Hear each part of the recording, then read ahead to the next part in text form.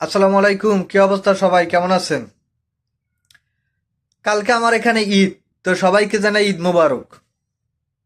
তো মানে ঈদ যে একটা আনন্দ, ঈদ যে একটা খুশি, ওই খুশিটা মনের মধ্যে নাই। কারণ মাগরিবের নামাজ পড়ে যখন ইফতার করছি, নামাজ পড়ে আবার বাসায় গিয়ে পড়ছি, হালকা একটু ঘুরছি। ঠিক এরকমই সবাই ধরেন ইফতার করে বাসায় পড়বে বা একটু ঘুরবে ফিরবে, এই এতটুকুই ব্যাস। দেশে থাকলে তো চাঁদ দেখা, যদি যায় চাঁদ দেখার পর হই হুল্লো করতাম, ভাই বিরাদারের লাগে মজা করতাম। তারপর বাসায় যাইতাম, বাসায় যাই আবার একটু মজা করতাম। ঠিক ভোর রাইতে উঠতে গোসল করে নামাজের জন্য রেডি হইতাম। এখানে নামাজও ঠিকই পড়মু, রুমে এসে ঘুমামু।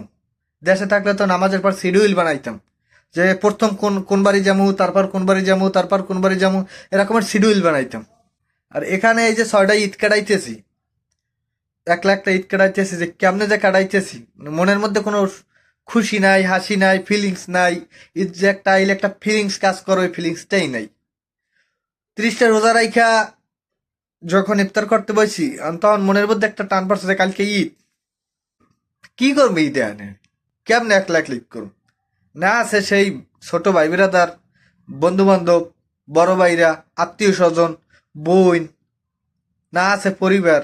কাগুলো ঈদ করুন, কেমনে ঈদ করুন? মনের মধ্যে ফিলিংসটাই কাজ করে না, তো ঈদ কেমনে করবো একলা একলা? তো সবাই দোয়া করবা যাতে শীঘ্রই তোমাদের কাছে আইতে পারি। সবারই খুব মিস করতেছি।